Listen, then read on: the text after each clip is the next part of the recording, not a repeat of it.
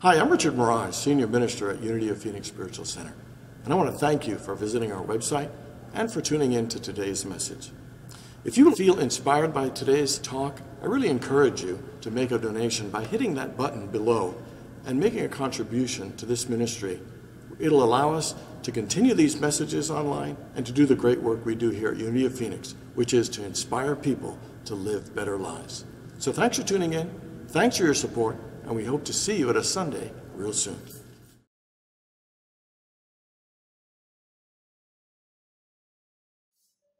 Good morning, everyone.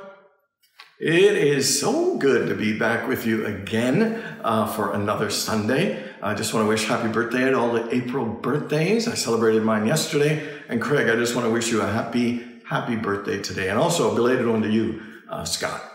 So this morning, we are going to continue with our abbreviated 4-week Lenten series. And I want to start this morning with a very well-known scripture from the book of Romans, chapter 12, verse 2, when Paul says, "Do not conform to the patterns of this world, but be transformed by the renewing of your mind." Be transformed by the renewing of your mind. How many people believe that it is through the power of our mind that we can change, improve, and transform our lives? I think we would all agree that the power of our mind and our thinking has a great influence on our level of happiness and success, a level of inner peace and prosperity, the level of joy and love and meaning and fulfillment in our lives. I think we all know that the quality of our thinking impacts the quality of our lives. And we've all grown up hearing those truths from the classic books like The Power of Positive Thinking, or Think and Grow Rich, or The Power of the Subconscious Mind, or more recently, The Secret and the Law of Attraction. All say that our thoughts and minds have energy that attract more like itself into our lives. Even the Bible tells us that in the book of Proverbs, chapter 23, "As a man thinketh in his heart, so is he." But I'll tell you, one of my favorite quotes is from Eric Butterworth in Discover the Power Within You, which takes it a little bit deeper. And here's what he says. "The mind is the bridge between man and the infinite. Through thinking, man has the possibility of knowing God and tapping into the unlimited reservoir of divine mind, wisdom, ideas, and unlimited possibilities." And so my question is, if we believe and know that the mind is this powerful in creating good things and transforming our lives, why is it so hard to sometimes create the change and improvement and transformations that we want? How many people would say, based on your life and how you use your mind and current thinking, how many people know you can improve the way you use your mind more efficiently to create a better life and greater experiences? And so I want to look at, how do we use our minds more effectively? And for us to do that, we need to understand certain things about the mind and how it works so we can work with it to get the most out of it. And here are 4 tendencies of the mind that make it a little bit challenging for us to create the transformation that we want. But when we understand them, we'll know how to overcome them. And the first tendency of the mind is that it tends to be very distracted. The mind just jumps, or they call it monkey mind. We go from one thing to the other, and we have a difficult time focused and concentrating on one particular thing. Anybody ever meditate and you're focusing on your breath, and then you start thinking about the grocery list? Oh yeah, I gotta call the plumber. Oh, my back is scratching. I mean, we all have had that experience where our mind wanders. And so that's one of its challenges of using it more effectively, because it jumps around. Second one is our mind has a tendency to engage in what I call MSU, and that is making stuff up. You ever just make stuff up in your head? We always make stuff up about what other people are thinking about us, make stuff up about what might go wrong. We have all kinds of stuff. We just make up stories in our heads. You ever have an argument in your mind with a spouse or partner or friend? I mean, the other day I had 2 arguments and gave one person a piece of my mind, and I hadn't even gotten out of bed. I mean, it's amazing how our minds can just run wild. I remember one of the first talks I ever gave, one of the first Unity talks, it was before I was a minister. It was a small Unity gathering, and in the front row there was a guy with a serious look on his face and his arms crossed for the whole talk. Initially, I tried to look at him and see if my talk would kind of loosen him up, but nope, he kept staring. After a while, I would not even look at him. I tried to look at everybody else. Then a woman got up and left the room. And I thought, oh my God, is my talk going so bad? A few minutes later, she came back in and I realized she might have gone to the bathroom. But then all the way through, the stone-faced guy actually comes up at the end of the talk and he said, you know, that was a fabulous talk. And I said, thank you. But inside I thought, what? Fabulous talk? If it was so fabulous, why didn't you tell your face? But notice, MSU, I just made a lot of stuff up, and we tend to do that. And that makes it hard to use our mind more effectively. The third thing, idiosyncrasy of the mind, is it's sometimes hard to shut off. You ever overthink something or just obsess on one thing? And we get so obsessed and so preoccupied, it's hard to be present to whatever work you're doing. It's hard to be present, in a conversation with anyone. And sometimes our minds keep going so much that sometimes we have a difficult time even falling asleep. And the fourth tendency of the mind that makes it challenging is that our minds get conditioned to believe things that are not true and often not healthy. Sometimes we get conditioned to believe that life is unfair. And so we look for things to prove our point, or you can't trust anyone, or I know I'll get hurt in relationships. We have all kinds of beliefs that eventually conditions the mind, and it's hard to break out of those conditioned thoughts or beliefs. The mind is a powerful thing. It can liberate us or it can limit us. It can make us happy or unhappy. It can make us feel loved or it can make us feel lonely. So last week in part 1, it was called fast. And fasting, physically itself has some benefits in improving our energy and so on. But what the message about fasting is really more psychologically, how do we detach from the things that we get very attached to? Because when we're overly attached to things, we don't have inner peace. It's hard to focus on God. And so fasting is about detaching from the things we're so attached to, using joyful discipline to do things that are healthier and better for us in our best interest, and most importantly, to free us up so we can meditate and spend more time with God. And the challenge for you for the next 2 weeks till Easter is to double the amount of time you spend in meditation. To literally take more time to immerse your mind in the mind of God, because the more time spent in the mind of God, the more things that are not of God just fall away and open us to greater peace. Today, we are going to talk about feasting, to feast. A feast is really a celebration. It is eating and enjoying the food in abundance. And it isn't just the physical feast I'm talking about today, it is more the mental feast of feeding the mind and nurturing the mind and celebrating and enjoying the abundance in our lives.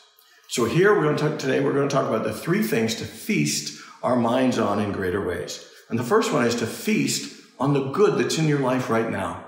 There's a fabulous play, and it's called Aunt Mame, and my favorite line in the play is, life is a banquet, but too many people are starving to death. And that is so true. Life is filled with abundance. There's an abundance of good in all of its form, and most of us feel like we're starving. We're focusing on lack and what we don't have and what is missing. So focused on that we often take many, many things for granted and feel our lives are empty when it's actually a banquet. Years ago, I did this workshop, and the workshop leader had us write down a list of gratitudes.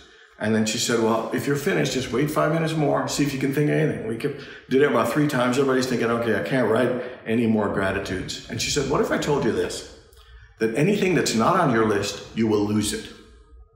That you have to be, whatever you're grateful for will stay in your life, and what you don't write on your list. So then suddenly, my list started, changing a little bit. I started adding, breathing, seeing, hearing, smelling, my house, my bed, my pillows, comforters, pens, yellow highlighters, Parmesan cheese. I like Parmesan cheese. The remote control, baggies. There are all kinds of things in our lives that we take for granted that actually help and support our lives.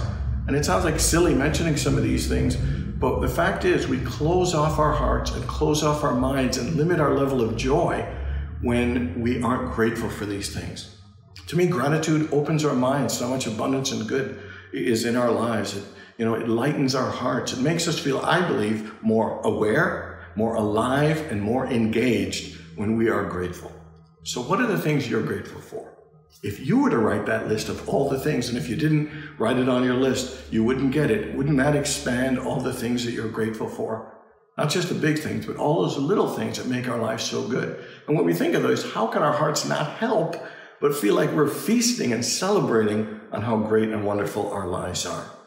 You know, in 1 Thessalonians chapter 5, it says, "In all things give thanks, for this is God's will for you." That even when life isn't going well, there is still a lot of good. Over the last 5 weeks, I have felt frustrated. I have felt mad. I felt helpless. I felt vulnerable. You know, I felt extremely impatient. I felt in a lot of pain at times. But in that period, I've also felt a lot of gratitude. That I've been able to feed myself realizing how loved I am, how supported I feel, how cared I feel, how grateful I am for my doctor, how grateful I am for my therapist, how grateful I am for my chiropractor, how grateful I am for anti-inflammatories, how grateful I am for this thing called cryoderm that takes pain away. There are so many things I feel grateful for. I'm grateful for the fact that I'm healthy. I'm injured, but I've been healthy through this whole experience. I'm grateful for the laughter that I've been able to enjoy even in these moments. Oh, that kind of reminds me. So what kind of shoes do frogs wear? Open-toed. How about this one? What happens when ducks fly upside down? They quack up. Come on, you gotta love that. In all things, give thanks.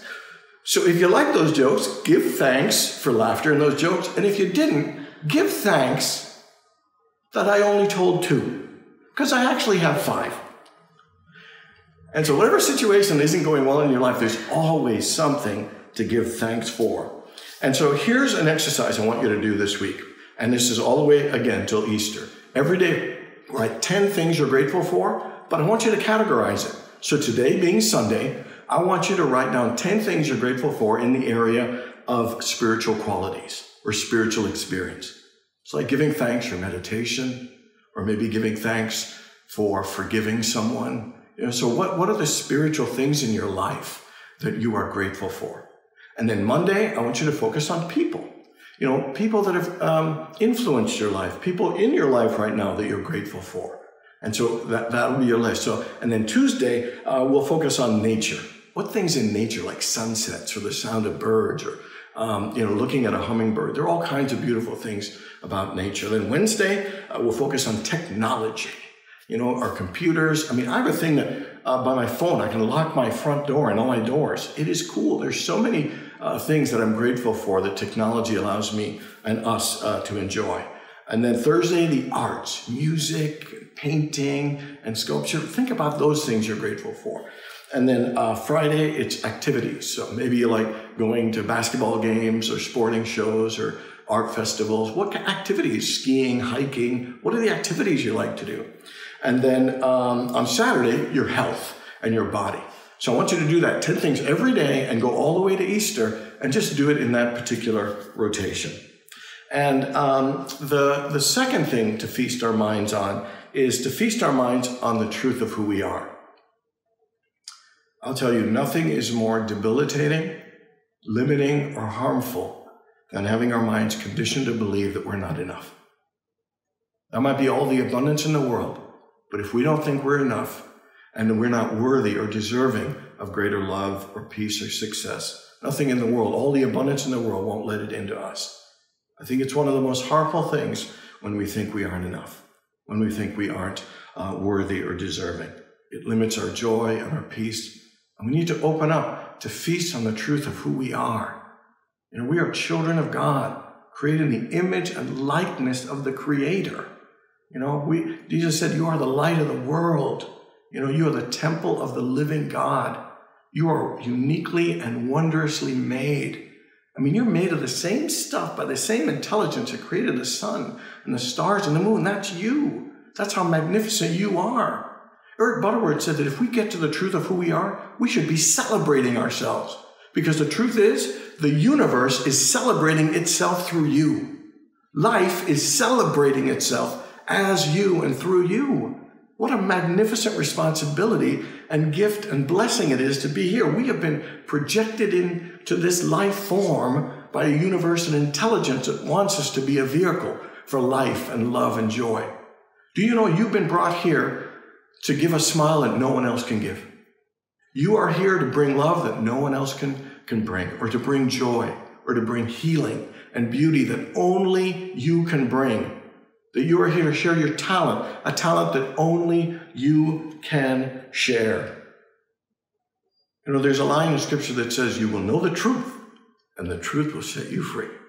And there's no greater truth for you to know than how worthy you are. That you really are a unique, magnificent, brilliant child of God. You are a unique, magnificent, brilliant child of God. Let's say that together. I am a unique, magnificent, brilliant child of God.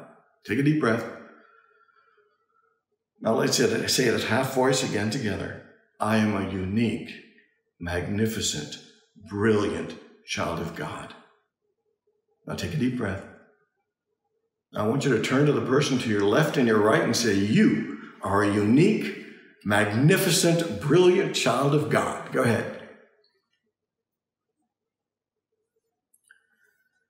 All right, all you unique, magnificent, brilliant child of God. Let's kind of wrap it up. I got a time limit? I'm just goofing around with you. But this is a huge and important thing. I think when we own our uniqueness and our greatness, then more light and love can flow through us. You know, Jesus owned the truth of who he was. And that doesn't mean being arrogant or anything like that or superior. It's just owning who you are and who you came to be. And that is a brilliant expression of God. So one of the things I want you to feast your mind on, and yes, it will take time. You know, when we've been conditioned for a long time to believe we're not enough, it will take time, you know, to remember that you are a unique, magnificent, brilliant expression of God.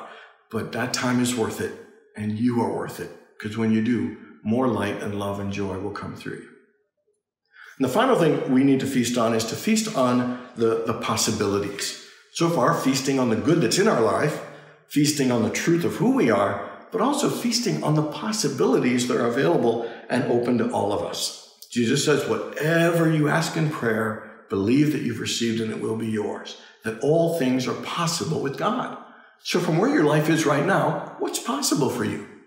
What's possible for you in the area of relationship and being happier and more fulfilled? What's possible for you in your financial life? What's possible for your health and energy and vitality? What's possible for you in your social life? What's possible for you in your level of spiritual awareness? You know, to me, it's a very, very important thing for us to explore the possibilities. I mean, life is there awaiting us to open ourselves and to invest ourselves in expanding our awareness and our mind, because we are really here to express the glory of God that is in us. And there's so much in us, but we need to open our minds to those possibilities. And when we do, what we need to do is to begin to condition the mind, condition the consciousness through affirmations. You know, that I am a positive, peaceful, prosperous person, or I'm kind and loving. I have a nurturing and fulfilling, enriching relationship. You know, I have a career that I enjoy, that fulfills me. That whatever area of your life, I'm more spontaneous or outgoing or creative. That I'm filled with gratitude and laughter every day. You know, or my favorite, each and every day. In each and every way, my life is getting better and better and better. And what that does is it expands the mind beyond where it is currently. It opens ourselves to possibilities. And that's why we do affirmations. That's why we feed our mind with certain possibilities, is to expand us to the fullness of the glory of God. Let me read that scripture, the fullness of that scripture that I started with. It says, do not conform to the patterns of this world, but be transformed by the renewing of your mind. And the next line says, then you will be able to test and prove what God's will is, his good, pleasing, and perfect will. And so to renew your mind means to literally open your mind to the fullness of God's will, to open your mind to the fullness of the glory of God. Now, two things I want to say about renewing your mind. Renewing your mind doesn't always mean you'll get your way, because we can't just treat our mind as like a slot machine. We hope just to hit it right. It is about opening your mind, you know, to the fullness of the glory of God and what is for your best. And yes, sometimes it will manifest as you desire, but sometimes it will manifest in a different way. And the second thing about renewing your mind is when you don't get something that you'd like in that moment, don't feel guilty. Don't feel bad or ashamed or like you've done something wrong, because you haven't. Because in addition to the power of our mind and the law of how that works, there are two important things that we need to recall. And that is that there is a higher divine plan and purpose for us than just what's going on in the moment. And that the grace of God is always leading us and guiding us to something greater. Just because one thing didn't work out in this moment, don't give up on the power of your mind. Keep your mind open. Keep tuning in to go a little deeper, because there is more to come. You know, sometimes things, when they don't work out in the moment, are meant to lead us or teach us something greater. Let me give you a kind of a famous example. Steve Jobs, obviously, what Steve Wozniak created and started and founded Apple. And and they had so much success, but he actually got fired from the very company that he started. And a while later, he actually said that was one of the best things that happened.